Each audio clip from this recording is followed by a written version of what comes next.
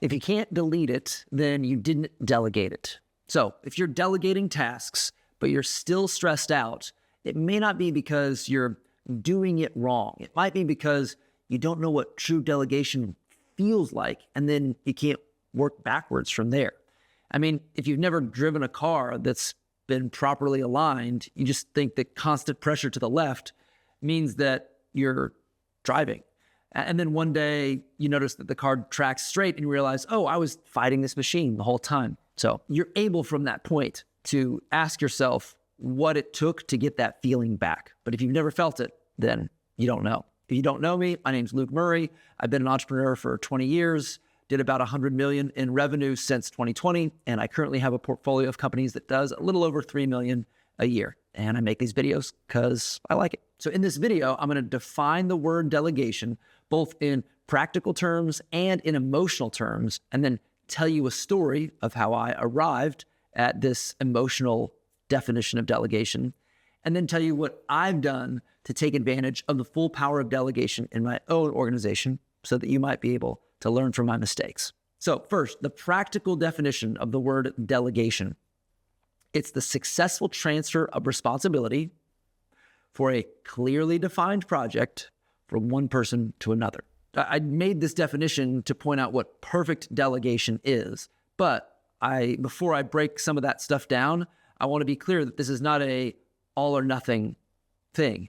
Each of these aspects can have a spectrum on it, from perfect to various degrees of imperfection. First, the successful transfer of responsibility is the understanding that this is no longer mine. So an example is like when a pilot and a co-pilot are flying, they could be sharing responsibility, but typically that's not the case.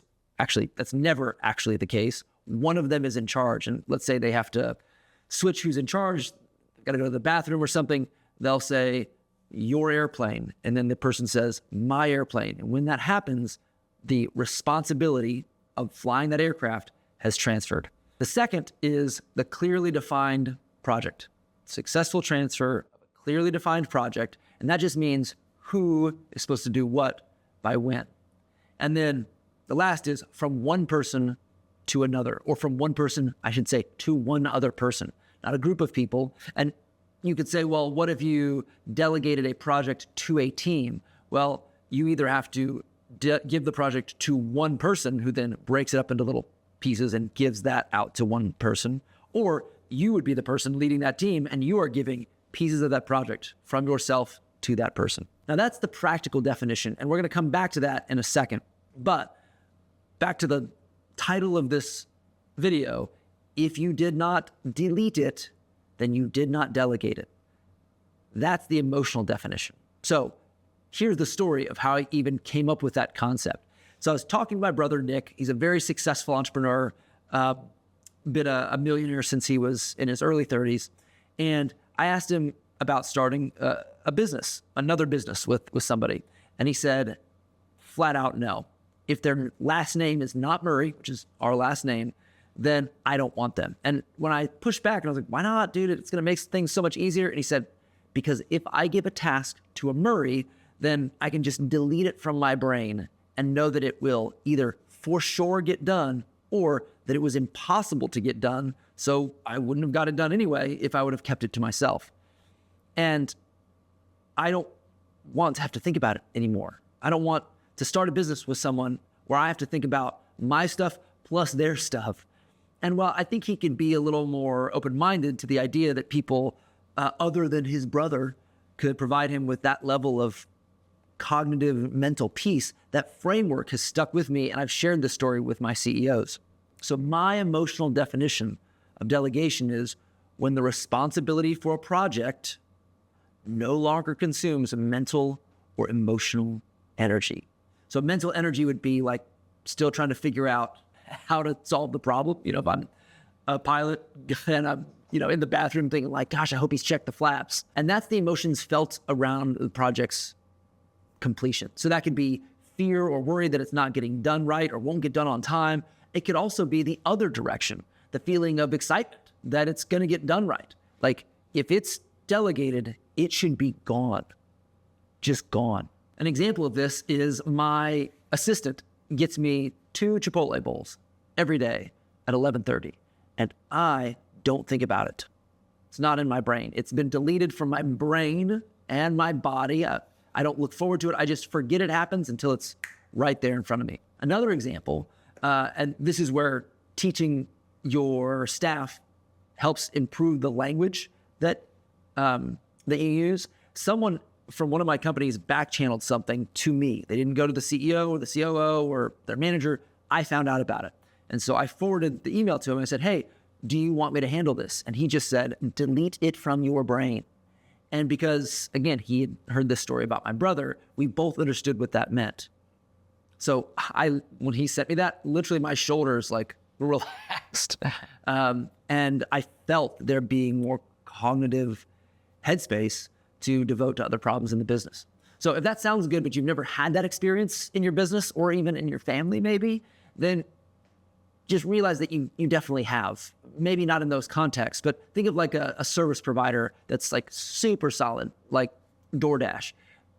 What you are doing when you use that service is delegating.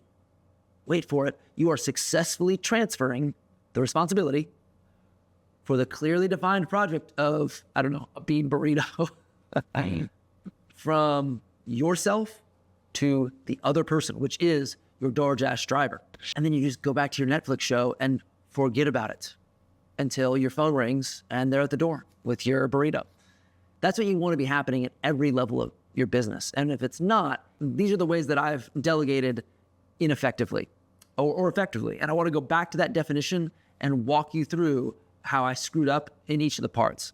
So remember, successful transfer of responsibility, clearly defined project, one person to another. And I'm going to start from the middle, clearly defined project. And this is what most videos about this would be.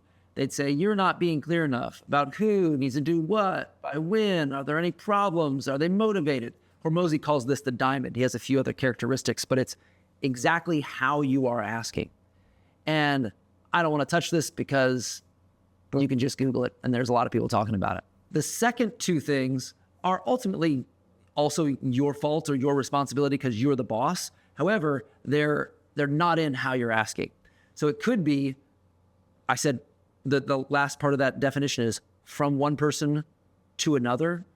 Well, the problem might not be how you are asking. It might be crystal clear, but it might be the person that you are asking, the who. So there's a phrase, a word to the wise is sufficient. And it means that when you tell someone of a high level of capability, you don't have to spell out in extremely granular detail all the implications of what a clearly defined project would be. For example, I may tell Jack, hey, Jack, I need you to make us $100,000 in profit by the end of Q4. That's who would do what, by when. But Jack might not have the skill level to take that vague request and break it down into all the specific actions necessary to complete it.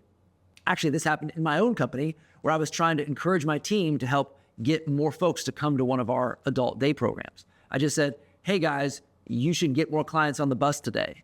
And that was not good delegation.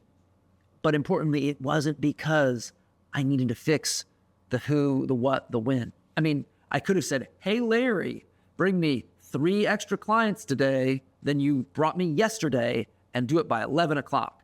But that would have still been bad delegation because Larry doesn't know how to do that. And honestly, I don't know what Larry does know how to do. So I tried to get a little more specific and I said, I need you to tell them about all the good things that we can offer and all the bad things that we can take away.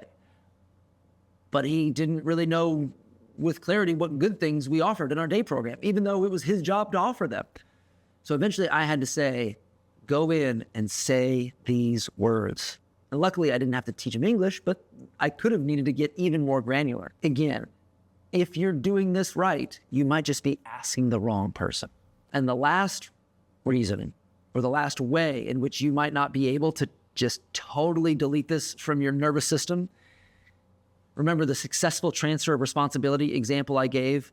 And I said, hey, one pilot to another pilot.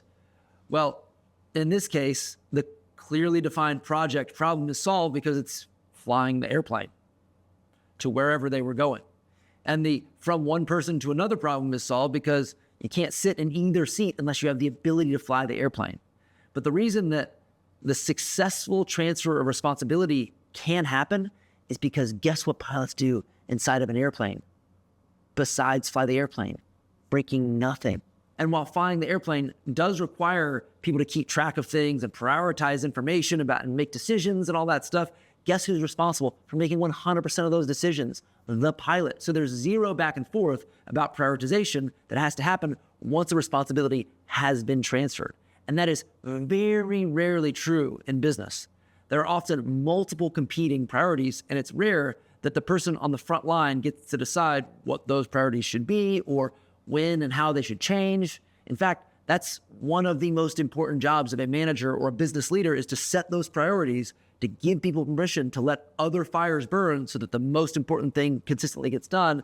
And if that's not a system that you've created, then that should be your top priority, because a system in which people don't know what matters the most is one that by definition is unlikely to get that most important thing done. So I was able to teach my staff that lesson. Remember, I said, hey, Larry, go get 3 extra people. Then I told him, offer the good stuff and not the bad stuff. Then I had to walk all the way down to these are the words that you have to say. And then guess what I did?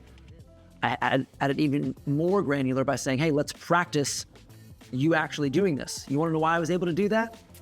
Because every morning we have training about how to successfully go in and get better at our jobs. In this case, get people on the bus. And if we did not have that wasn't a part of their daily routine, and they didn't understand that's the most important thing they should be doing is getting better at their jobs, then it would have been a passing comment that never got executed, never got delegated, never got successfully, that wouldn't have been the transfer of responsibility. So if you cannot delete something from your brain and from your nervous system, then you're not delegating. And yes, again, you might have been asking the wrong way, but you could have also just asked the wrong person, or you could have been communicating within a system with unclear prioritization and unclear expectations for communication.